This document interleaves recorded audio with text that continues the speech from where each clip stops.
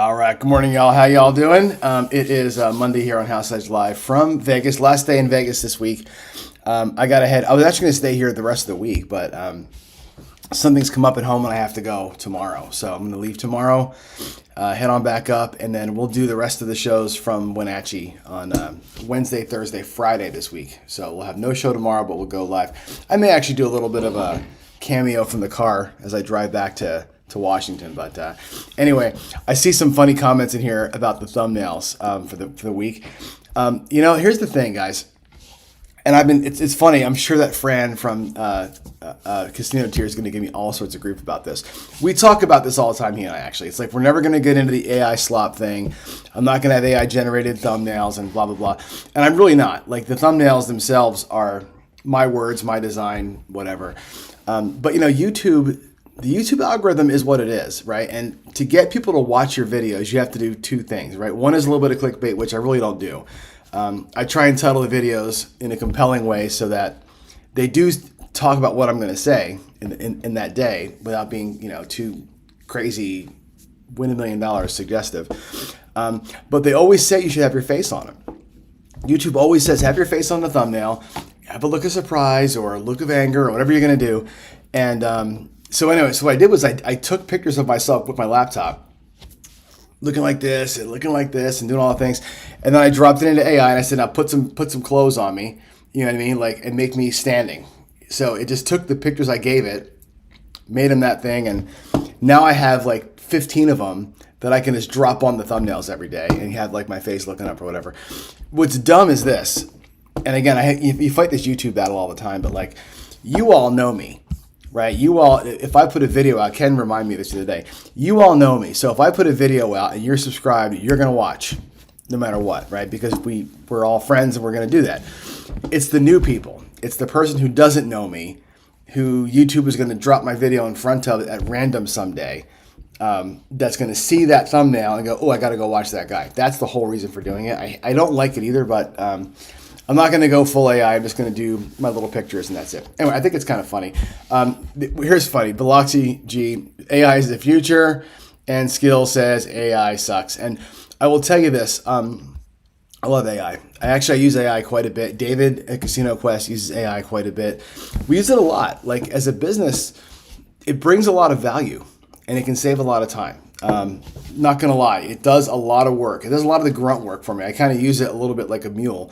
And when you're in my position as a software architect, and I'm a senior, I might be a staff level at some bigger company, architect level person, I can describe what I want to a team of guys and say, look, here's what we're going to build, and here's how it's all going to work, and give it to them, and they can execute it. It takes whatever time it takes. AI is the same thing. I can say, here's the vision, here's the architecture I want to follow. It'll push back a little bit. We'll talk about it. Once I settle on what I want built, I can then say, go build it. And then it builds it and it comes back in an hour or two with the entire thing built instead of a week. I can look at it, review the code, review the what it made, make my adjustments to it manually, or say, I want you to adjust it this way because this is how we want to see the code in the future. It notes that, and then before you know it, it's writing code like you would. It's really, really valuable in that respect. From an ideation standpoint, yesterday, matter of fact, I was trying to, off beaten track here, but I was trying to get some guidance on marketing. Like, what's the optimal way to market a certain thing? And, after a bit of a conversation back and forth, it can do research that you can't do faster than you can. So you get back this kind of summary. Anyway, there's a use for it. Thumbnails are one thing I'm finding. Anyway, let's jump in here today. And I got a couple things that I really think we should talk about. And I think this is going to be a good week for it because we just had our big event at Casino Quest. We had our big 6-year anniversary. We celebrated Alex's 40th birthday. We celebrated Nick's 26th birthday. And we launched the app officially. So the app, the Nexus Plus and the Nexus Gaming app are both live. Go to games.cqnexus.com to check them out and download them. You can play them on the web. You can download it for your Mac or for your Windows. They're in the app stores as well. So they're finally available as of Saturday. Anyway, we had this interesting chance to meet with 130 or 40 people that were there for the event. And I got to watch the big birds play and watch how David kind of works a table. And watching David work the dealers and the table is very interesting because he was, of course, in the business, right? So you get to see how he interacts with them in a different way than we do because of understanding, but also the way that they tip and the way that they kind of work their bets. Anyway, I thought it's a good week to talk about the bridge, specifically budget and gold tiers. And as we go through our normal little PowerPoint thing here, let me switch scenes. So I got to go to here. Where am I? Left, right, John. Where's John left? What the hell? Oh, there we go. Okay, let's go here. And I go to black and white again. Do I always go black and white on this screen? That's interesting. What I want to talk about is besides knowing that the casino is here to grab all your dough, I want to talk about the tools that we have, right? And I really want to dig into the bridge this week on the bankroll and the goal part. B stands for bankroll and budget, which is kind of the same thing. Depends on how you want to look at the wording of that, right? But when you look at being the whole picture as a gambler, right, and understanding what your bankroll is capable of doing, how much of it you have, what you've burned through or how much you've worked it up to, right? Marry that with your level of risk, your smarts, your intelligence, how well you know these games, your ability to apply discipline to it. I think having goals and bankroll are very, very closely knit together, and of course, keeping yourself emotionally disconnected from the whole thing. That's your toolkit. That's the bridge. And frankly, the app that we built is sort of built around these concepts. There's all sorts of tools in there to help you manage goals and bankroll and that kind of thing. But today what I want to talk about really is the goal and the budget tiers. And this is about working your rack in craps, about working your stacks in the other games, right? How much, what do you have here? I got to change it. I can't. Remember when I was doing the black and white thing before? I got to change it back to color. Hold on. This is going to it's driving me crazy. I'm not sure how it's not driving you all crazy. How do I fix the camera? I got to go here. Hold on. Here. And turn black and white on. Bam. There I go. Color. It's all about what state is your stack in, right? What state is your rack in? If you're playing craps, what do you have left in the rack? Or have you built two in the rack? And when you watch David play, and again, the bridge is kind of David's brainchild. It's sort of a good way to frame what I've always been teaching. I love the fact that it gives it some structure. We talk about budget tiers and gold tiers all the time. And what that means is this. When you hit a goal, it's, for example, we should actually go to the table. Let me flip table view. But I'll give you the quick rundown, then we'll go to the table. When you hit a goal, doesn't necessarily mean that you stop playing. Okay, and I'm going to repeat that. When you hit your goal, it doesn't necessarily mean that you stop playing. It means that you lock the goal. But if you have extra money, or if you're willing to build a new goal from where you currently sit, that's a goal tier. Your goal, you can move the goal post as it were. You can start with $1,000 as your buy-in, and your first goal is 100. Well, if you hit 100, let's say you hit 150, you can make a new goal of 1,200 and reset, re-rack, rebuild, and have that new goal set because you already made the first one. Using your bankroll to hit new and moving goals is goal tiering. Budget tiering is the opposite of that. It's the state of my rack. What is the state of my rack? And we're going to spend this week talking about the state of your rack, more so than the goals. The state of the rack dictates a whole bunch of stuff, okay? And what I mean by that is if you're down, if you're even, or if you're up, you do different things. And you hammer the casino in different ways based on where you are and what you've got left and the way that you're going to approach it. When you're down, you're going to be in, as the thumbnail notes, full recovery mode. If you're even, you're in get to goal mode. If you're up, you're in attack the casino mode.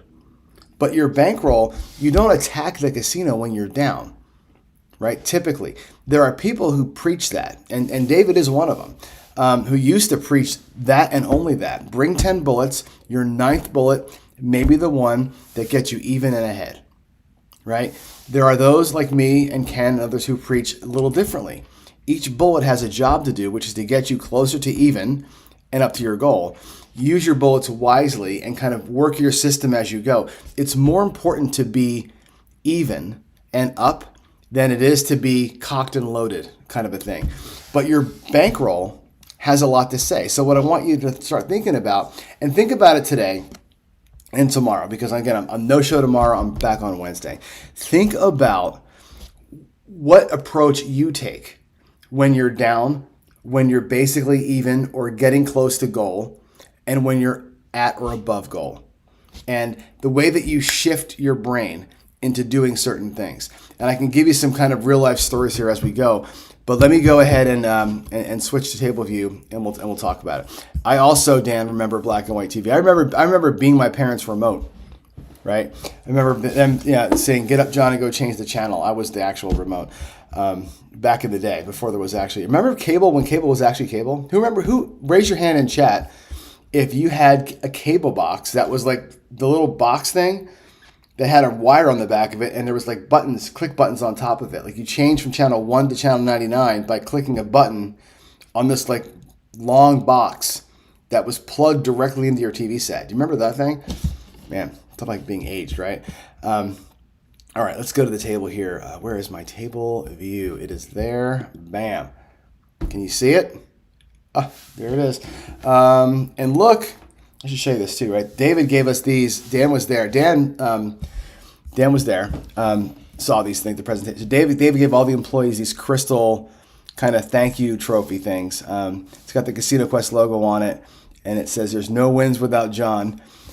We had a lot of wins as a group this year, and so David called us all out. So that's now part of the show. So all right, here we go. Let's consider our bankroll. And I want to give you a couple of scenarios to put you in to think about sort of how you would react in these situations. Okay, so number one, we bought him for $1,000. Okay, there's the $1,000. Now, a reasonable goal. Let's be reasonable. A reasonable goal here is not $500. A reasonable win goal is something like $250. Okay, 25%. Even that is tough, right? When you goal tier, you might have your first goal be $100. Let me do whatever I can do to make $100. That's my first goal. But maybe my real go home goal is $250. Okay, I made $100. Now I'm gonna reset myself and say, how do I go from having $100 in profit to $200 in profit, or maybe from $100 to $150, and then turn that into the $250 that I can walk with, right? When you work your goals, you're always, again, state of my rack and how much do I have locked up.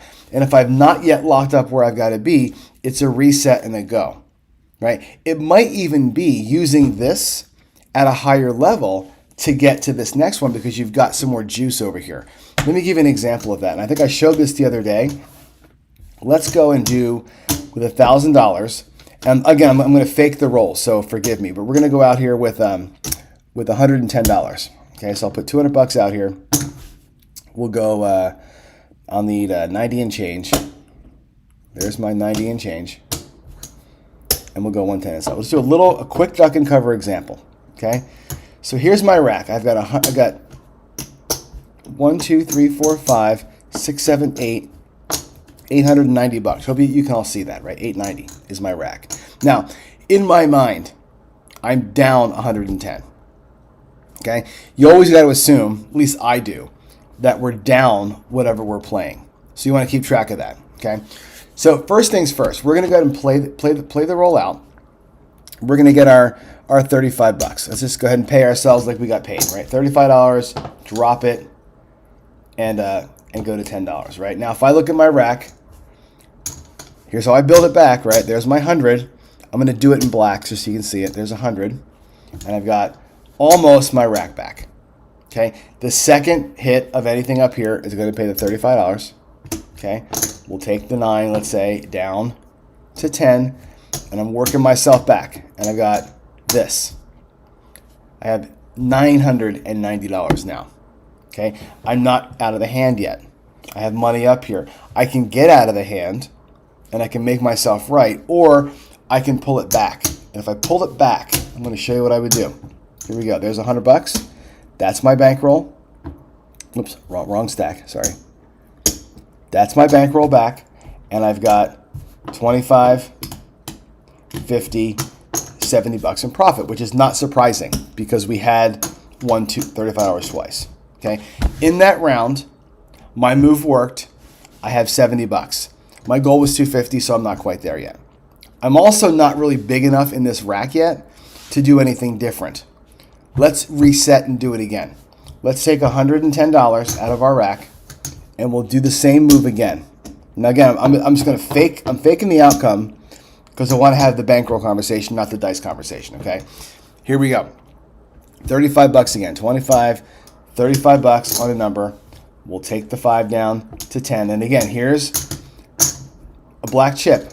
Okay, the first hit, my bankroll's good, and I've got my first locked profit in the rack. As a player, I'm looking at that going, I have my first locked profit in the rack, plus I got some money sitting out here. All right, now let's take another hit. Let's make the move work. There's $35. 9 comes down. I'm going to reset. Dealer, bring me my bets back. Here they all come. And what do I have in the rack? I've got 100, 125, 140 in the rack. Not surprising. I've won $35 4 times in a row. I'm not at goal. If my goal was 100, I'm at goal. And what I've got here is $40 to play with or take and add on to my profits. If my goal was actually 250, the state of my rack is I am ahead. The state of my goal is I am behind. So I've got to get to that next goal as quick as possible. Now, here's the thing. If I go out at 110 again and it works, I'll be at another $70, not quite there. I'll be at 210, not 250. But I've got profit here that I can utilize, right? If I go out there at 220, so 100, 220, and make my bets a little higher, like so, I'm still in a position where I can get this done. Now, I've dug back in, but I've dug back in exactly the same $110 I've done twice. This is the third time I'm risking the same $110. But again, my rack, the state of my rack said how much I should bet, what I should be going for. The state of my goal allowed me to get bigger bets out here to hit it a little quicker. Instead of having to do 110 2 more times to get to goal, I can do it at 220, which is this, 75 for 5 on the first hit and bring it down to a quarter, okay? If I virtually color that chip up, my rack is back with 15 in lock, still playing. Next one, pay 75 for 5, and I reset. Now we come back to the house, and where are we at? 100, 250. That's my goal. And here's a little bit of juice for the dealers, for the cocktail waitress, for the gift shop, for Starbucks, whatever it is, right? There's a little bit of excess in here. I could do a little bit of of this. Watch this. I'll take these. I'll lock up the 250, right? And be a hero. There's my original. There's my lock. I got some of this. I can do a little 15 or 10, 10, and 10 horsemen if I want to run out the door, like so, right? I can do something with the excess, or I can do a little 1-point molly with max odds, right? I have choices here, right? With the extra $30, more than likely, that's going to go buy me some sugar. I'm going to go get me a donut or something like that money, right? But that's how you work your rack, and that's how when you're again same betting, right? The 110, 110, 110, 110. It works, right? But you're not digging a hole, but you're not really clawing your way forward either. You're doing it very, very methodically. If you get a chance with the profits to have the same base risk, and as it was in that one point there, I'll get it back again. We were here. We had our bankroll back, our 1,000. We had about 150 in profit. I think it was 140, but we'll do 140. It was 140 in profit, right? We weren't at goal. And again, if I do the move one more time, I'd still risk the same 110. I'm not putting anything more at risk than I was before. I guess I had the 110 out here, right? I'm still risking $110. But if I make the move work, I'm only going to be at 210. I have to do it another time. This way, when you look at the state of the rack, you take one more chunk out of your rack, another 110, plus money from where you profited to reduce the number of times you got to get to work. And if it fails, fine. Reset the rack. And you were going to risk the 110 anyway. But use your money that's marching towards the goal as a little bit of extra leverage to get to the goal a little bit quicker. The bigger the bets, the faster you get to your goal, right? That's the idea of using a goal tier. I didn't change the goal. I used my bankroll to get to the goal in a different way by increasing bets because I had some profit, but not enough to use as leverage to get the bets up. Okay, now you could be saying, well, we're on a great run here, right? And we've got this. How much did I have? 250. Let's see, where was I? 250, and I had an extra $30, right? I was here. I had 250 in profit and an extra 30. Okay. Now you could say to yourself, I could risk another 110 out of my profit only and say, look, if I'm going to do that, am I okay with leaving here if this happens to burn itself up with 150, 60, 70 bucks? Because I can go another 110 and do that whole thing again, right? Working from my profit. This is a John Patrick thing, right? Take your profit, right? Earmark about half of it. So we had 200 and whatever it was, 280 bucks, right? Keep about half of it, play about half of it. This is the up and pull thing, right? This is like a pull a little bit down, go back out and play again, right? I can regress my profit essentially down. I'm never going to touch this. I'm either going to leave with what I got here, but if I can take this other 110 out of the profit and we can run it a second time from only profit and we catch the move again, watch this. 35 goes to 10, 35 goes to 10, right? I'm back at my 250 bucks in profit. There it is. There's the 250, right? 250. I'm actually right where I was. Plus I'm playing. And a matter of fact, I would potentially drop these two down to 12 each. Did I pull them back? I keep not pulling them back. 12 each. I might have had too many chips there. I might have messed that up. But I think I'm right. So there we go. Now we're at 250, 300 in profit. This is a quarter. We're at 325. I'm playing at 44 inside. Let's say we 7 out. We lose the 44, but we gave ourselves a chance to keep on playing. Now we can look at our rack and say, look at that. I got 250. Not only do I have 250, I've got more than 250. I can take 110 out of that. And I'm locking 220. Now I got a lock that I'm okay with. Try it again. Using profit only. The Don Patrick kind of keep going. From profit, locking and loading as you go. But again, changing the goal. I'm not taking this and going all out there at 330 trying to win $1 million. We're going dinking and dunking from the profits. State of the rack determines all of it. Now, what if we are down? Okay. What if we're here? What if we had this situation? We start with $1,000 and we lost half of it. Okay. What's the goal now? What is my goal right now? My goal right now is to either walk away with this. Some people would say 50% loss is probably okay, right? Kind of leave yourself with a loss that's acceptable, like so, right? Some people would say, I brought the whole bankroll to do its job. I brought the $1,000, I'm using the $1,000. Now, from this point here, you might change your approach, okay? This bankroll doesn't really give you the chance to go necessarily the full 110 now. You might have to look at your and say the state of my bankroll is half of what it was. My buying power is half of what it was. Maybe this has to be more of a 66 inside, right? Maybe you got to find yourself a bubble craps machine and go 66. Watch that, 66 inside. So I'll take the $100 and we'll go here's the change: 66, 70, 80. Well, 70, yeah, 100. There's your change from the 66. Now watch what I'm going to do. You can take that same move that we just did at Bubble Craps. You can't find a real table that does this, right? But that'll pay 21 bucks, right? And we'll drop it down to 5. It's the same move. but on bubble craps, right? I'm gonna make these greens as I go because I don't have a whole lot of red chips over there. Let's say something else. The 9 goes for $21. Take it down to 5. And there's a quarter. Let's let the 6 and 8 play out. Maybe they pay $21.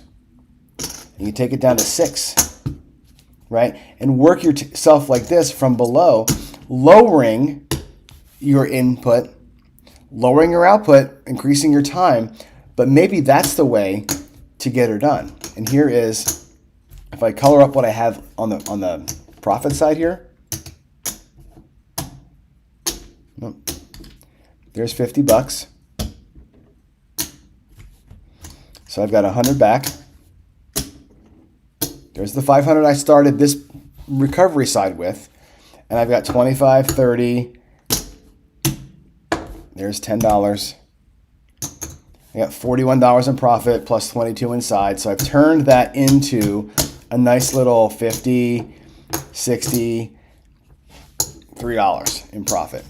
My next 66 inside is basically going to be from profit, and I'll build it back that way. Again, the state of my rack determines the size of my bets. You don't always have to go 110, 110, 110, 110, and then burn yourself in 5 shots. You might need to lower the size of the bets relative to the bankroll when you're down. Rebuild it back up again. Again, if I go back to that other slide that we were on before, the budget tier and the goal tier is what is the state of my rack? What's the state of my mind? What's the state of my goal? If I'm below goal, but I'm good in the rack, I bet one way. If I'm below my starting point in the rack, my goal is not to hit my goal. My goal is to get out of here with a better loss. My goal is to get out of here with a $400 loss. That's my first goal, not 500. Let's get out of here. Let's earn $100 and only lose 600 or 400. Okay, when I'm at 600 in the rack, let's say we did that. We got to here. What's my new goal? Let's try and get to where we only lose 7 or only lose $300. Let's try and win another 100 or so and only lose 7 or only lose 3. If I happen to win another $100 and I'm here and now I've got $700 in the rack, I might now start going back 110.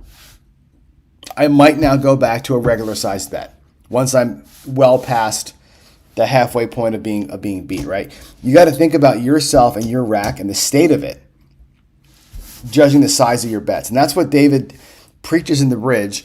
That's what we watch the big birds do, right? As their racks go up and down, right? Their bet sizing is relative to this. It's the same play. They trust the move. You trust your pattern, right? If you're going to play the retirement plan, you're going to play the unicorn from Skill and Luck, you're going to play my duck and cover. You trust what you're doing to work, but you might trust it at smaller dollar amounts to build itself back up and give it that power. Just like when we were here, when I was here and I had $250 or $300 in profit, right? I trusted my system enough to go back out here with the whole thing. Let's go out here with 220. Because I'm up, I can be higher. If I'm down, I've got to be much lower. This dictates this in a way that if you're not playing a laddering kind of a system where recovery is built into the deal, you've got to adjust your bet sizing based on what you've got left or how much you've built into. That's what I want to talk about this whole week. So budget tiers this week. I gave you a couple of examples here. I think I forget the order of the shows here, but I think on Wednesday we're doing, Wednesday I'm doing getting to goal. At goal, what do you do? I think Thursday I'm doing recovery. So if you're in this spot. So Wednesday will be more of a we got to here kind of a thing. Now what? Like I showed you mostly today. Thursday I'm going to do this. We lost half our money. Let's work through it. Right? And then Friday we're going to look at, okay, I got to here. I actually got maybe to here. Maybe I'm in pure excess play. How do I attack it? And I'll give you a hint on Friday. Remember when I did the Monday, Tuesday, Wednesday, Thursday, Friday thing? That's what this looks like to me. Right? You're going to take your profits and start working that same system at a much higher level. This goes 330 inside, right? And then it's going to go 440 inside, and then it's going to go 5, and that's how we're going to do it. Right? You take and you tier up your bet sizing based on the state of your rack. And there it is, all right? And Ken is adding a great point here, which I need to put up on screen, which is this. what's the state of my envelope? And I'm going to answer that question like this, and hopefully Ken gets what you're looking for here. Let's say you're at $500, or let's say you did this today. Let's say you had this profit. There's your $1,000. Your goal was $250. I'm going to actually do it like this. Your goal was $250, and you happen to win $500. Let's say this is where you got to, right? You got your money back. You locked up your basic goal of $250, but you had this great run. Maybe you did your 110 inside. You went to 44, and the guy had a heater, and you won an extra $250. What is this doing? And I'll put Ken's quote back up against it. It's very important. What is the state of your envelopes is what this drives. Okay? Do I want to play with this $250 today? Or do I need to take that $250 home and lock up the $500? Well, the state of my envelopes at home might be, well, you know what? I had 10 grand in that master bank account, but I've lost 1,000 in the last couple sessions. So my master bankroll is at 9,000. Let's say it's at 8,000. This puts it back to 9,000. And I'm like, well, shit, 9,500 is what it all has to go back. I got to put the money back in that envelope. I can't play this. This has to go home. If the state of my envelope at home is my master bankroll has the 10,000 in it, my excess account has 1,000 in it, my profit account has got 5,000 in it, I'm good. My envelopes are good. Guess what? Play in that money. You're allowed to play this money. If your envelopes are good at home. If they're not good at home, that excess is not excess. That's required money to go back. And you're not coming into today's session saying my goal is 500. My goal is 250. If I happen to get to 500, guess what? A little bit of excess going home with me. You follow? The state of the envelopes is important. So when I say the state of your bankroll, it's all your bankroll. Your bankroll at the table has something to say about this whole thing. The state of your bankroll at home has something to say about this whole thing, about your profit side. It all has to work together. And if you don't keep track, and if you don't know what you're doing, and you're confused about how much money you actually have and how much you pull out of the ATM and all that, you have to find a way to organize yourself. And I don't want to keep selling my app, but the Nexus Plus app has a feature in it that does this, right? You put your money into envelopes. You call them whatever you want to, but they're basically, you make bank accounts, you label them, you put your money into them, you log it in there, and you can see where the hell you are. You know ahead of time. I know ahead of time my master bank account is up or down. Doesn't change my initial goal, but it does change the secondary goal.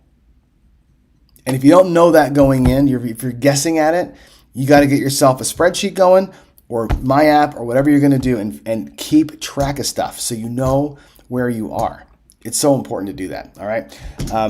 Let's head back up here and talk in person a little bit. I'll leave that note up there for a second here because I think it's important to remember, right?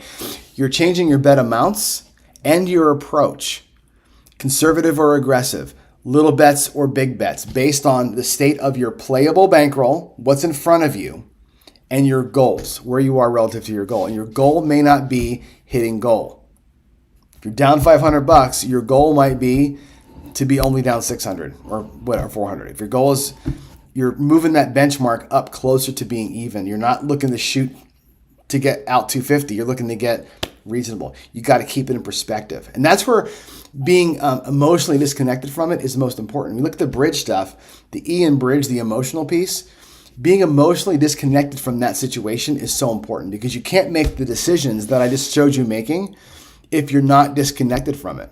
If you're all pissed off that you lost or whatever, those decisions that we just made don't get made because you're mad or you're too excited that you won and you make bad choices, right? You had that double goal. Here it is, right? Here's the in color. There's the double goal, right? You double up your goal. You go, fucking A, man, I am on a roll today. And here we go. And guess what? This goes to zero before you can even blink. Got to be careful about that stuff. It's so important. All right. All right. Nozak 11. If you are 66 inside, your goal is half of 250 to get to 125. That's discipline. To only get, you got to get the $500 back, correct? But you're going to do it chunks. And here's another good move, right? The skill 66, and you got to know. Let me go back over here. I got to keep showing stuff. You got to know when I say what you're capable is, what your bankroll is capable of. Know what your move does too. Okay, let's go back to being down. Okay, know what your move is capable of doing. So if I'm going to go 66 in, okay, there's my 66, and I'm going to pull off the skill and luck, skill 66 move. Maybe that's my recovery plan. Because here's what I know about that move. I know two things about it. It's got two ways to go. Again, we get paid $21 on the first hit, right?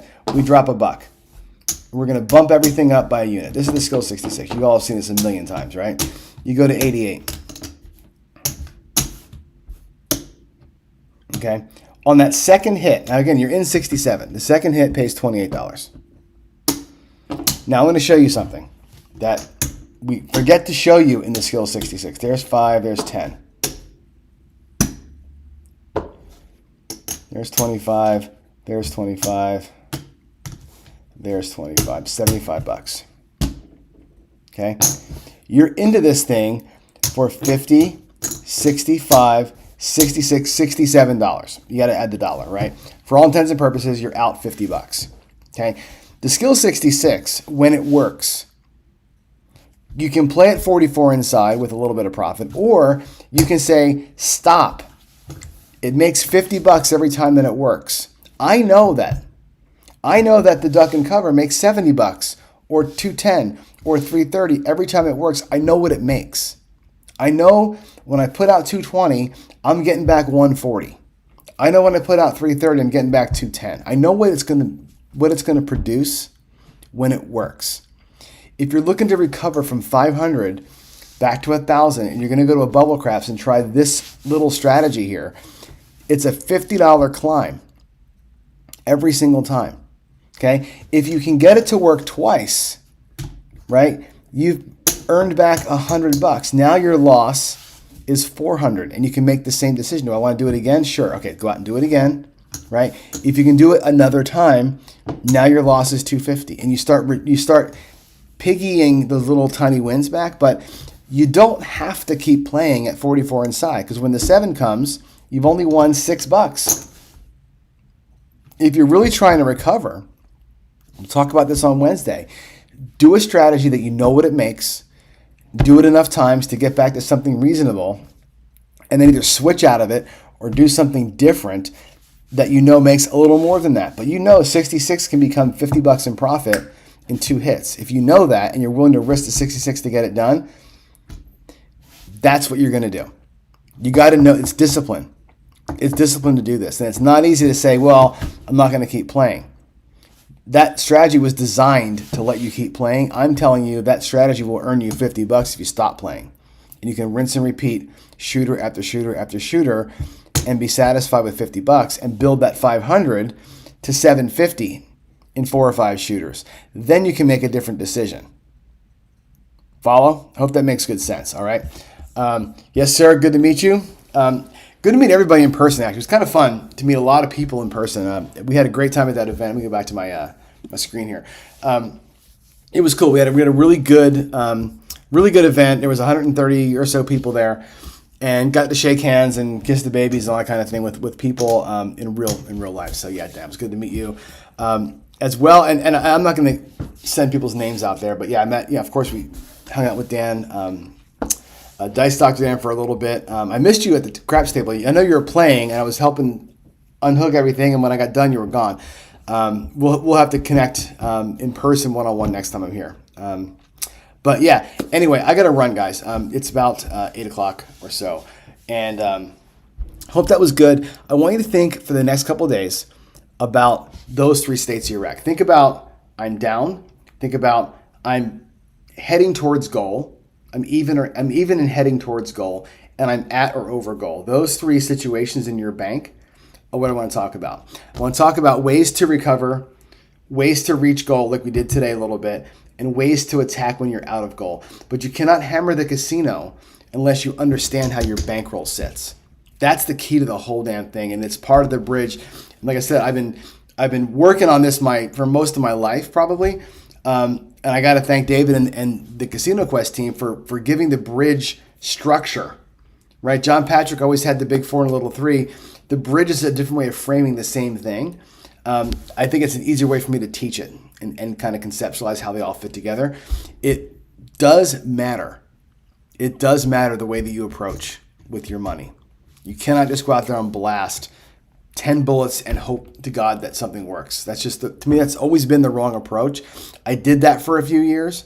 And I'm telling you, that's right side players get destroyed by bringing 10 bullets and praying for a miracle. It's just the wrong way to play. You've got to work your rack like a pro. All right. So that said, I'm going to be going to work here in a little bit. Y'all have a great day, and wish me safe travels tomorrow. And I'll see you back from Wenatchee on Wednesday. In the meantime, love y'all. God bless, and I'll see you later. Bye.